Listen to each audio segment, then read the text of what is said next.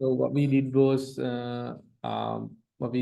we used the uh, Docker Compose to create our application. So we named our application as Web API, and we use the rather than using the image, we said okay, we'll be building our own image. Okay, the build file would be located in sample API, and we have given a name and we have exposed the port for the build service. So within the sample API, this is like a basic Node.js application. So that's not what we are here for. We are here for the Docker file, the configuration that it provides. So we talked about few things in here. So we talked about the stages, okay, how we can name our stages using one single Docker file. So within this Docker file, you guys can see that the base image that we be using is going to be not based on Alpine 13.9. So that's basically indicating that we'll be using this image, which is already installed, uh, not uh, not into it, and it is based on Alpine 13.9. And we take this one as the base stage, okay? And what we'll do is in the next step, we'll be um, using setting our working directory. We will copy our package JSON file. So as I mentioned earlier, these steps might be a little bit different on the project that you are working on. Okay, so if you are using, let's say for example, you are using a Java project. Okay, so you won't probably have a package JSON. You will probably have something like a Maven install or a Maven POM file or Gradle build file. So those are like project specific stuff. Okay, so I'm not gonna go into each and every projects that we are having in the world. I'm just taking a simple example in here. Um, the main point that I want to highlight in here is that the project JSON file that we are copying in here is like the uh, file that contains the dependencies for our application. So package JSON contain all the dependencies that we have within our application. So the package JSON file rarely changes. Okay, we do not add dependencies all the time that we are developing. We might add a new package when a new feature comes in, or sometimes when there is an update. That kind of situation only that we will be um, um, that's kind of the situations only that we will be updating this package JSON file. So we copy that one first, and what we do is we use the tool npm to install these packages which is mentioned in this package.json file. So by doing so, what we'll achieve is these steps will be cached. Okay, these steps will be cached, and then we'll be copying all the source code into our application. So by doing that, and we have make sure that Docker ignore file is there, and we are not copying the node modules and everything that is along with the project. Okay, that will defeat the purpose. So we'll copy everything within the source directory into our Docker image. Okay, at least at the build stage. So the main thing that we need to do, we need to think in here is that when we are doing so, we are actually copying all our source code into our application. Okay, but remember, so this is based on our machine, right? The sample API is in our machine, so we are creating a sample. We are creating the Docker image within our machine. Okay, the source code is here. But most of the time, when we are working in a real project, okay, this source code will be not within our machine. Okay, it's not going to be within the machine that within the Docker image that we are building. Okay, most of the time, 99% of the time, it will be taken from some place like Git. Okay, so what most of the time people would do is they will have a Git git clone command. Okay, so every time what we need to do is we will be doing a git clone, and once the git clone is done, we will get all the packages and everything. But there is this problem. The main problem in this scenario is that when you are doing a git clone, okay, it is downloading the whole application once again and again.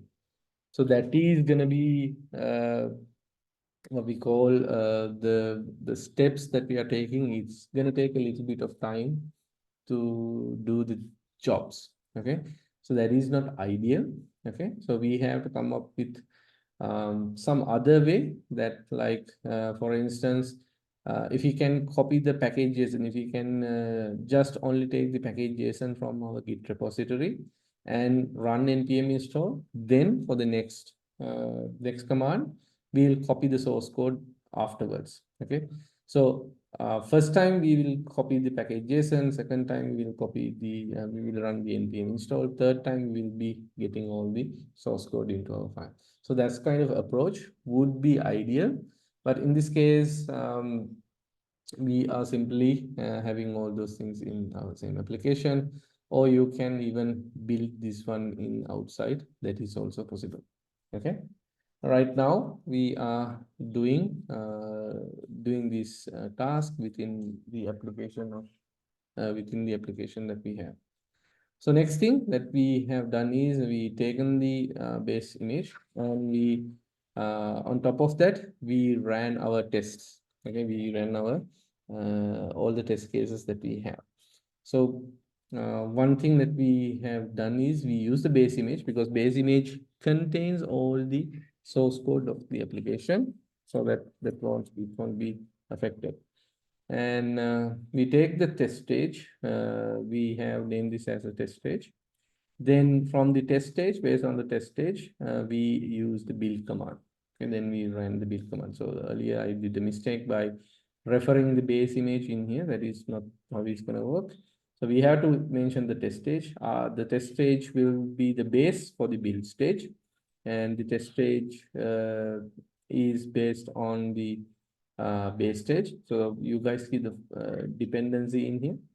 Now what we do is we run our test. If one test fails, that means all of these things will not happen. That means our application would not get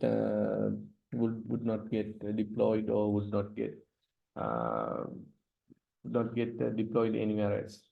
So what we need to do is we need to make sure this test is running, and everything is working as expected.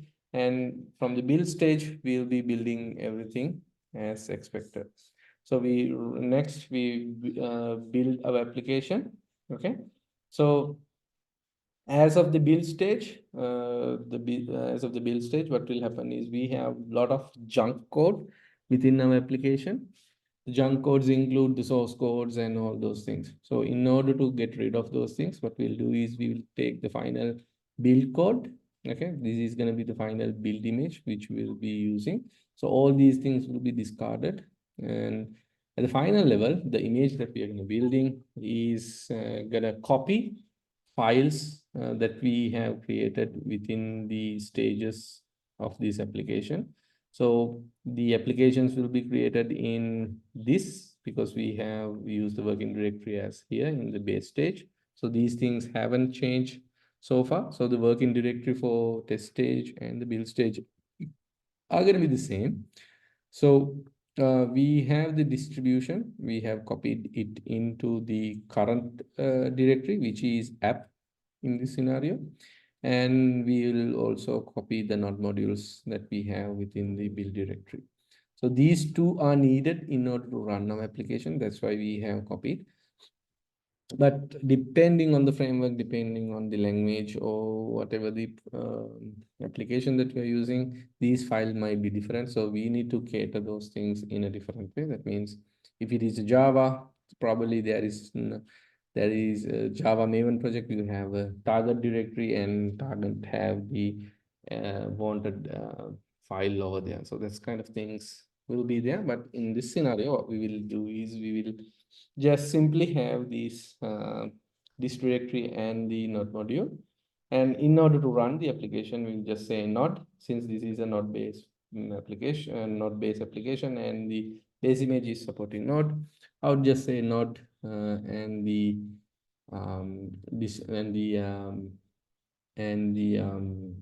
file that I want to execute in this scenario under dist sample API, the main JS would be there. I would be running that. So that is like the easiest setup that you can come up with. And this by executing the commands, then what will happen is it's automatically gonna within the Docker Compose, it will automatically gonna up and run the simple API server that we have already created. Okay, that is like the basic of it.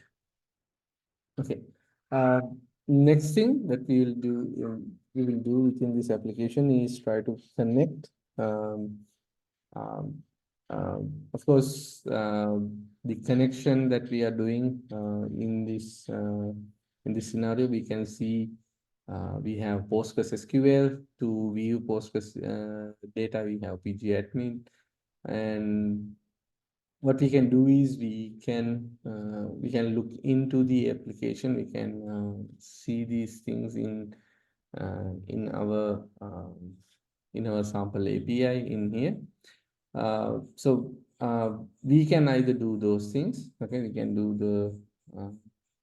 the application integration in one place. Then we can communicate with the web API and the PostgreSQL from within the application itself. Okay, so that is like more of application related stuff. Okay, so in application we would customize our modules, which is in here the app module. Yes, in here what we will do is we will define the database connection and everything, and it would work as it is. Okay, and important thing that we need to do is in this configuration is to take the environmental variables. Okay, the environment variables that we will be discussing. Okay, so that is going to be the discussion point of our application. And remember, uh, this is somewhat what do you call dependent on the framework of our choice. Okay, but the concept that I'm about to teach is similar to any other framework as well. So we are talking environments in a Node.js application, but for Java or Spring Boot related Java application, it's going to be profiles. Okay, you just have to get the correct implementation for each of these type, and you will be fine. Okay, so today I'm going to be like going through and how we can configure different environments based on our application. Okay, so let's see how we can do that. And the first thing is that we need to understand when we are developing softwares that it might run on different places. For example, right now my application is running on what we call in my local machine. Okay, I can run this example. If I go in here with the sample API, if I open this in a terminal, and if I say nxserve, okay, what will happen is the sample application is turned on simply on development mode. Okay, the development mode that we have started. But if I say curl local host colon 3000, then localhost 4000 API, probably I would get a message like this. That means my API is working on the development environment. The next thing that we need to think is, okay, this is working in development, but you can't deploy this in production, right? The production environment is going to be totally different. How and why? The reason behind a production environment is that whenever we are developing our application, we will be using simpler application setup. For example, our database would be something very small, very simple, and we will be using that. And we will be using a database which is maybe within our local machine. Okay, the local machine, we will be using a database. But in our production environment, we wouldn't be using a local database. That is going to be a risky move to take. Okay, you can't have your database, your application, and everything within your machine, within your cloud deployment. What if the application got what if the application get stuck, or sometimes the server crashes, your database is down, your application is down, everything is gone.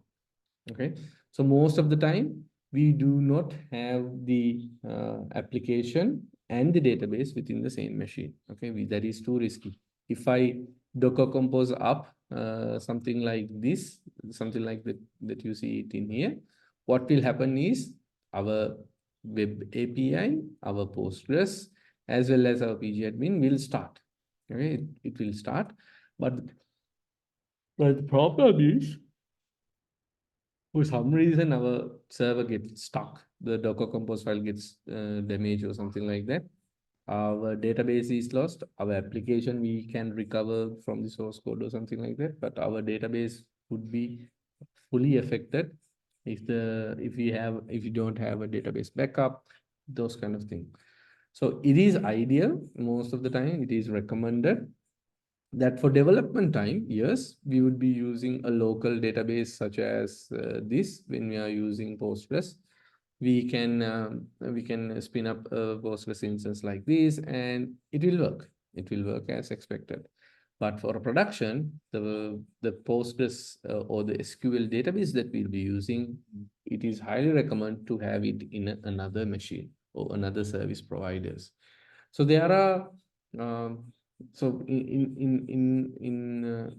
recent years, with the rise of cloud application or cloud providers such as Amazon, Google, and Microsoft Azure, what we have is like uh, really, really, really big services, such as a most reliable database that you will find. So for example, if I want a database that I need to maintain all my details, rather than putting everything in a Docker compose file and working something like this, I can get an instance in AWS with Postgres installed to that. Okay, so we call that service called RDS, Relational Database Management. So if we purchase such a service, what will happen is they will provide us a database. Okay, you don't have to have a database within your local machine or local setup, whatever. What they will do is they will give us an instance, and they will give us uh, a database that AWS will manage themselves. So if we enable backups, what they will do is they will regularly take backups. Okay, we don't need to worry about taking backups on our application. And if we need snapshots, we can have snapshots, and we can delete all the data that we have within the application. Likewise, we don't have to manage our own database ourselves. What we can do is we can outsource that thing, and it will work as expected. So my bottom line is in here is that when we are developing our application, we do not want to connect to an RDS instance or something like that. While we are developing, we can have our own Postgres instance, a local one that is running in our local machine, and we can work with that without an issue. But when we are working with in a production level, we'll be connecting to when we'll be connecting to a um, different machine or different instance, different service that is out there in the cloud. Okay, so you guys can see there is something that we call a Postgres connection, right? A database connector. So when we are working with some services like databases, they would oftenly give you, hey, if you want to connect to my database, this is the URL that you need to use. Okay, this is the URL, this is the port, this is the username, password, and everything. After we give those information, the application would be able to connect to the Postgres instance. So that is how normally a database and an application works. Okay. So in our development environment, in our local environment, such as this, it will be something like Postgres localhost. This is the database. This is the username. This is the password, and so on. But for a production level application, a production database, they would have an IP address, they would have a different username, they would have a different password, and they would have a different database. Okay. So based on where you're gonna deploy, based on where your application is gonna be hosted, you need to adjust these values. Okay, your application need to know, okay, I am running in development environment. In development environment, my Postgres is located at this location, or my Postgres URL, my connection URL is this. But when I am running in production, it's not going to be the same. When I am running in production, I need to adjust these things, and I need to connect a different URL, and I need to have um, different parameters if I want to connect to that application. So that is like the mental picture behind when you are having an application locally and when you are having an application in production. Okay, so first of all, we will try to get the application running on locally. So what I'm going to do is I'm gonna uh, I'm gonna save the application in local machine. Okay, in my local machine, it is opening at localhost port 3000, right? And what I'm gonna do next is I'm gonna go back, and what I'll do is I will Docker compose down. That means I'm gonna be down, turning all these web services and everything to an halt. Next thing that I'm gonna do is um, I'm gonna make use of the Postgres SQL instance that I have in here, and so I will be using pgadmin and will be using Postgres SQL, but I need to access the Postgres SQL directly from my application. My application is like the sample API. Within the sample API, I need to access this Postgres SQL instance. So in order to do that, what I'm going to do is I'm going to expose the ports. Okay, so I need to export the port. The default port for, let me check the default port for the application that we are using in here, for at least for the Postgres SQL, is going to be, let me check.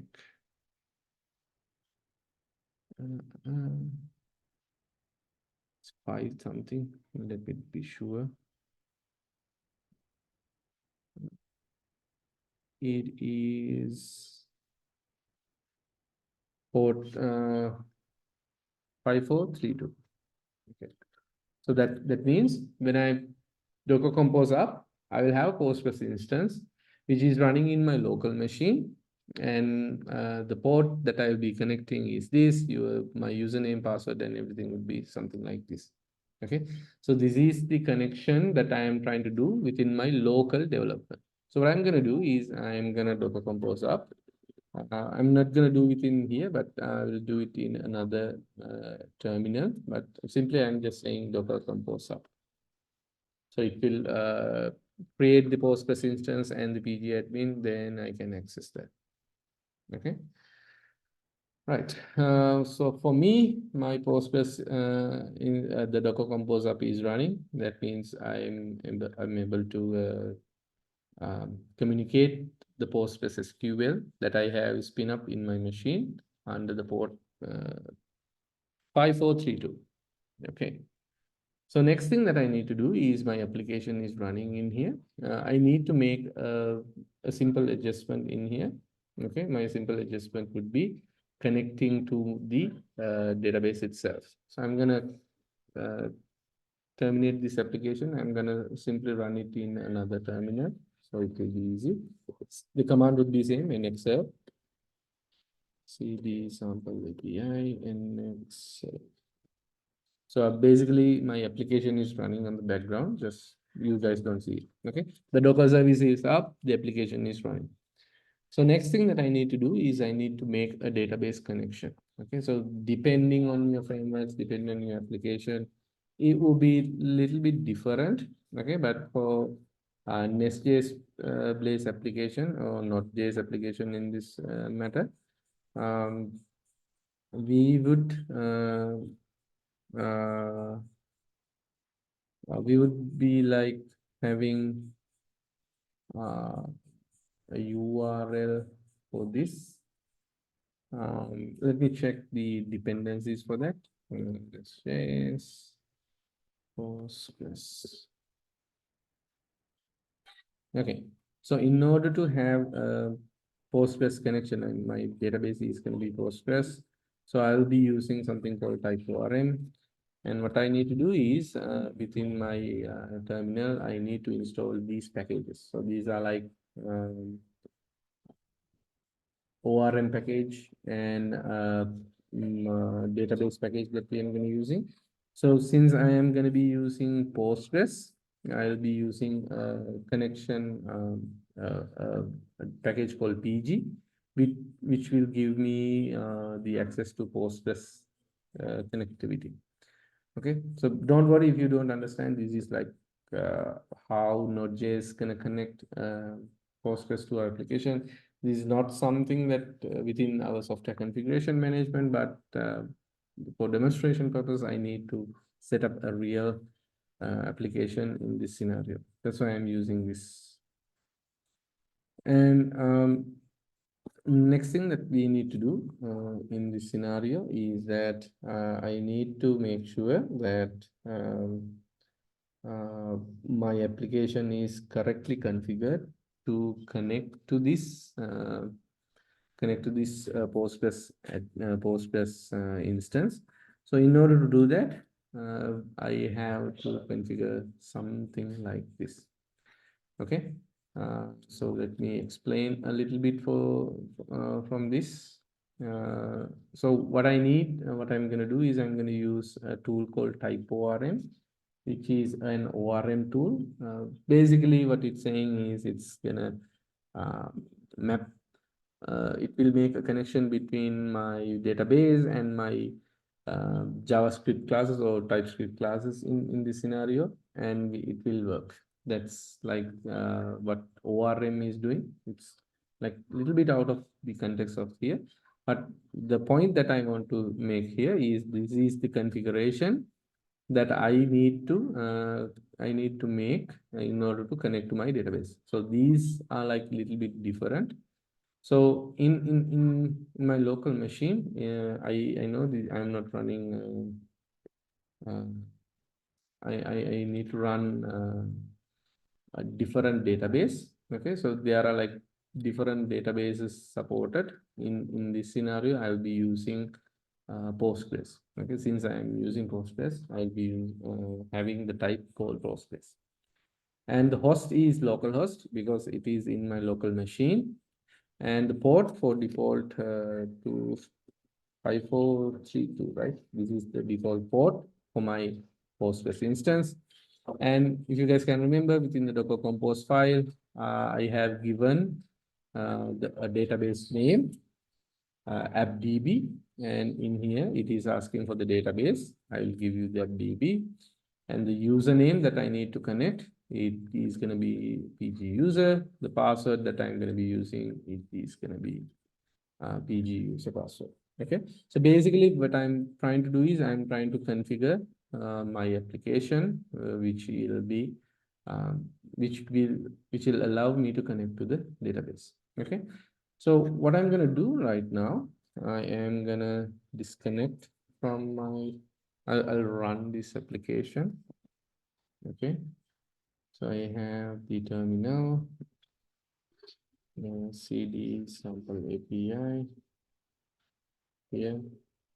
So what I'm gonna do right now, I'm gonna say in next, before I serve these things, I for sure no, this is not the user. I will add some weird text to it. So this is not the actual username, but I try to fail the application and see what is gonna happen. So I have manipulated the username.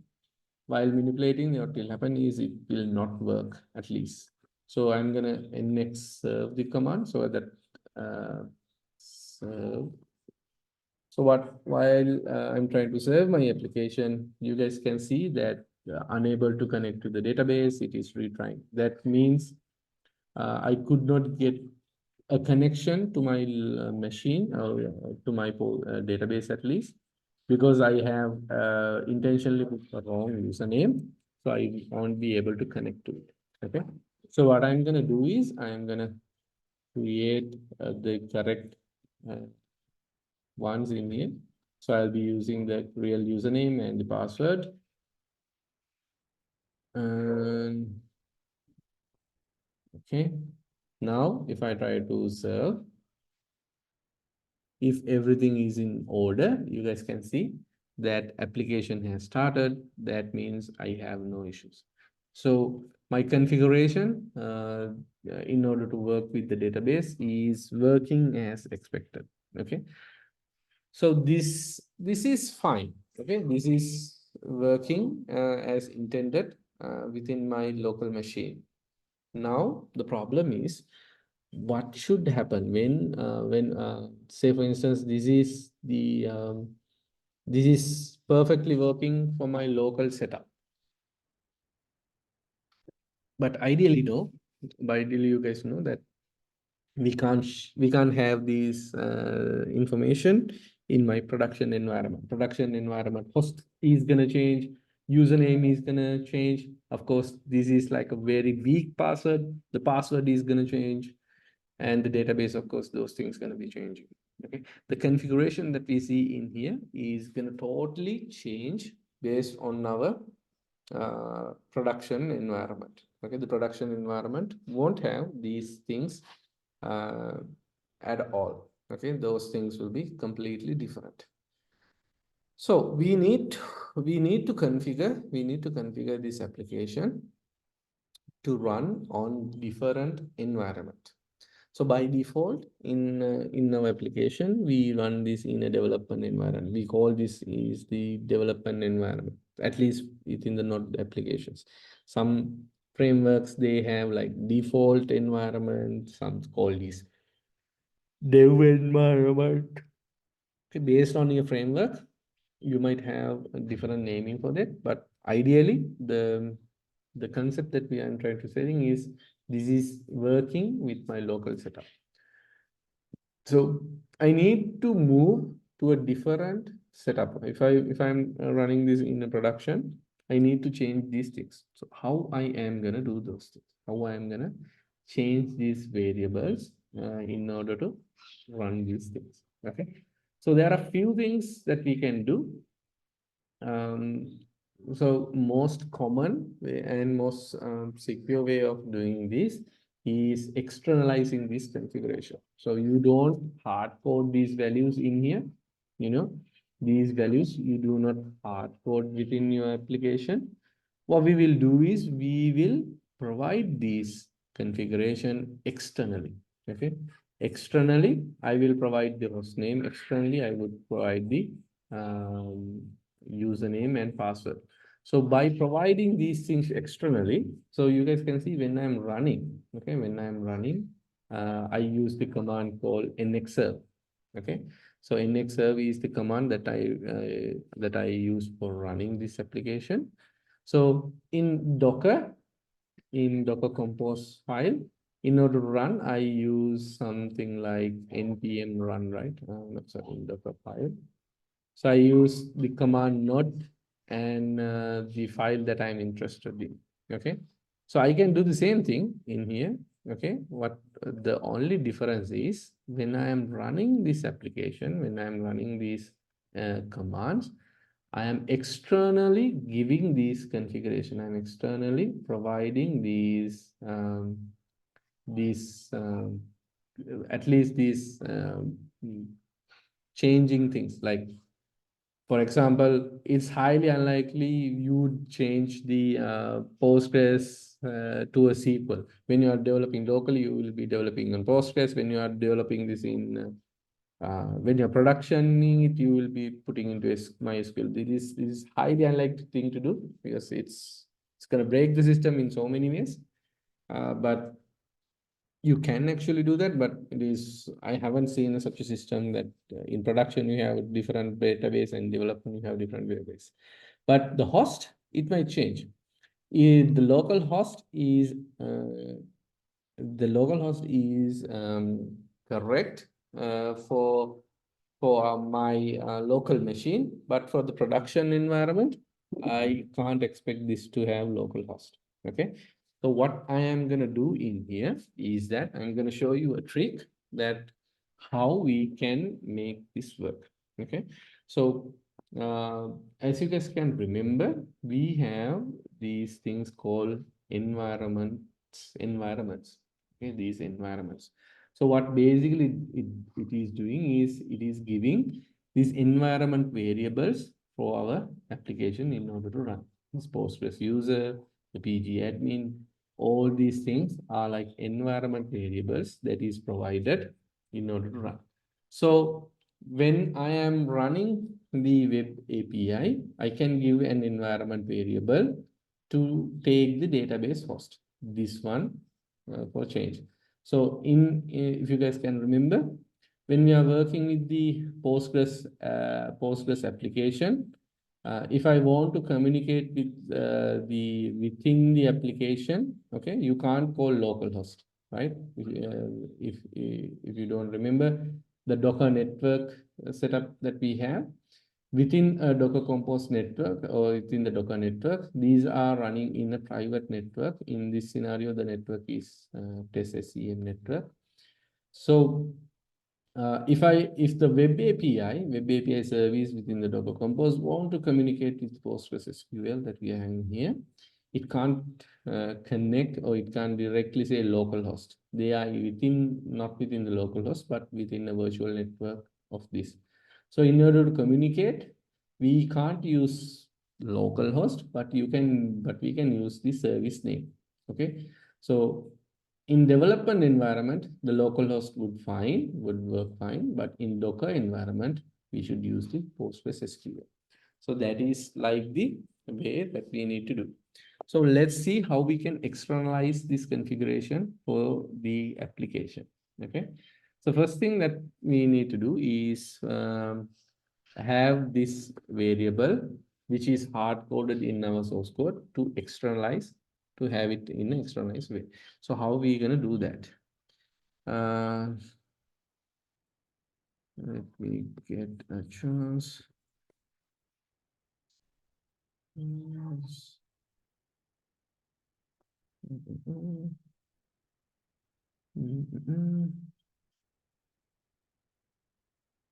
So first thing that we can do, if you guys can see, I am using my terminal in here. I need to externalize this configuration in a way, something like this. Let's say I want to externalize this host. So in a meaningful way, I would say db host, okay, db host equal to local host. Okay, so that means the local host that I want the value, the local host, I have assigned it to environment variable called db host. Okay, so that is one way. The local host, the value local host now will be within the variable, environment variable called db host. Okay, so that's how we're going to make these things happen. So if I enter, it is not showing anything. If I echo and if I say provide db underscore host, now it will do, it's a local host. So within this terminal that I'm using, if I refer something like db host, that is the value of localhost. Okay. Now I need to tell within my application, hey, there will be an environment variable called db host. Take that value instead of having this hard-coded value. Okay, so we have this environment variable called db host and its value is localhost. Now within our application, we have the host hard-coded in here. We would say, hey, do not use this hard-code value, but in our environment variable, when you are running this application, it is going to run in some environment. So when you're running this in an environment, use that environment variable db host as the value that you need for the host. So I can say in Notch, I can access environment variable, a simple command called process env. Okay, process env, and I can say the name for the environment variable. In this scenario, the environment variable is going to be db host. Okay. So right now what I have done is I have externalized within this terminal. Okay, remember this is going to be working within this terminal. So I have the host variable as a process as an environment variable. The environment variable is called db host, and within this terminal I have mentioned, okay, I will have a variable called db host and it has the value localhost. So whenever this application try to start, it will take the process env db host, which is going to be localhost. So localhost value is assigned to the host value as expected. Okay, so let's see this in action in Xserve. There you go. The application works without an error within this terminal. Okay, remember this is working in this terminal. If I copy this command and if I dump this terminal, okay, I will dump this terminal. Did I dump it correctly?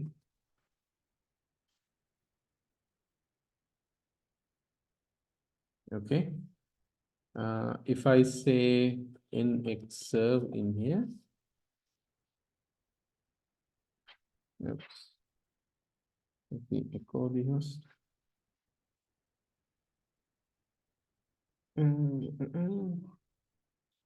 Probably the application. Yeah, one second. Give me a second. Less off. Less.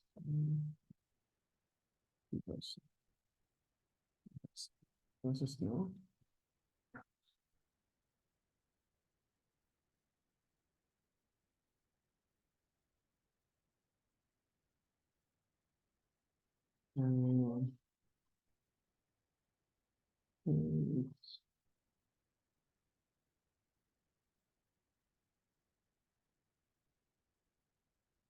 What I'll do is I'll change the DB host to ERD.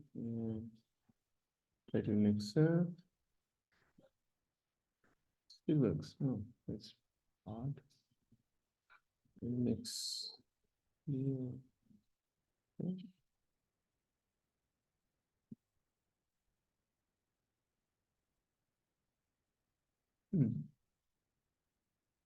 Maybe the host is not the best thing. Let me try to print it out. That module. Let's say we have, I think we have the value in construct.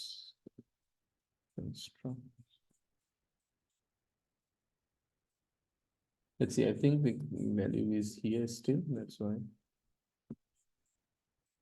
Constructor console log process.env. So I'll be printing out all the environment variables that we are having. Let's see what we got. So there is like a lot of environment variables going on in here. So we have SDK man. We have a lot of things going on in here. You don't find a DB. Might be the DB is the shell is. Let's see. If I do not put a value, whether let's see whether we have been working for not working example. Yeah, the host is still works. It's odd because yeah, if I haven't given that, maybe it is taking local has as default. That might be the case. But anyhow, what I do is I will change username because this is cannot be something that we can defaultly assume. Okay, I will say DB user in this scenario. Okay, I will say DB user. It will be taken from the environment variable. Now you guys can say fail for user Randika. That means they are assuming my default name as Randika and it is not working. But what I'm going to do is I'm going to export DB user and as an environment variables. What was the value again? It was PG user, right? Yes, PG user. So I am exporting an environment variable called DB user. Okay, this environment variable holds the value PG user. Okay, and I try to nx serve.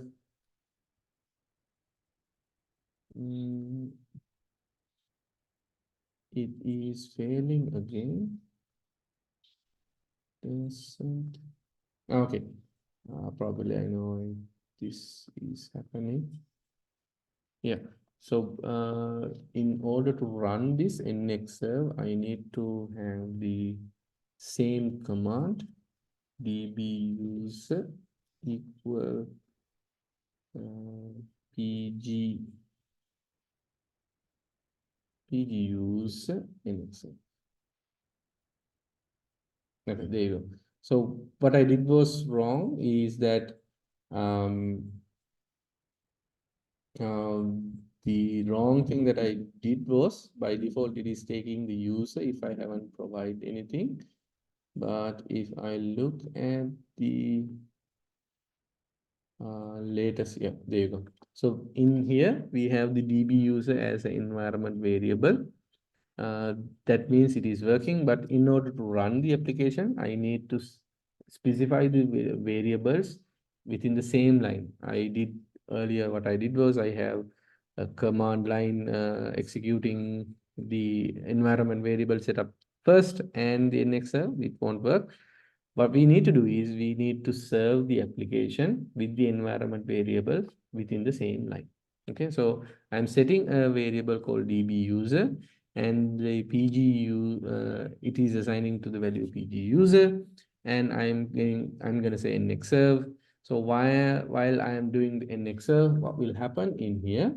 So I don't need this constructor anymore. So just to check the value, I just put it there.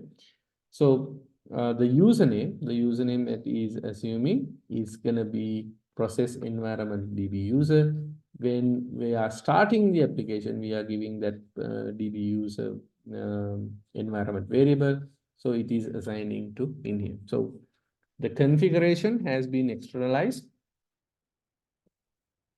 That means when we are opening the application, when we are running the application from our environment variable, the DB user is taken into action and it works. Okay. So now what I'm going to do is I'm going to have the same thing running the web API and everything within my Docker Compose file. So as you might have guessed, I haven't put any DB. I haven't put any environment variables in here. So it should bound to not work within the containerized application.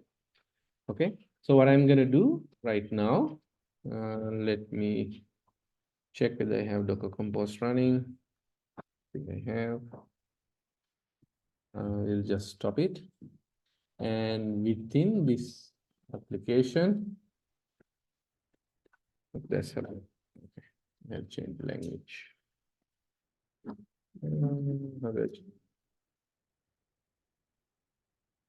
Okay, I'll change it back. So within my application around here, what I'm gonna do is I'm gonna say Docker compose up. Okay, so it is creating the network and everything in here. I think, okay, this is the old application. I need to build it again. Docker compose up build. So it will get everything back on track. Otherwise, what will happen is it's gonna build on the old version. So I think it might take a little bit of time. I think I have done some changes on the package JSON. Now it is invalidating the cache. That might be the issue. So it will take a little bit of time. Let's give it the time it needs.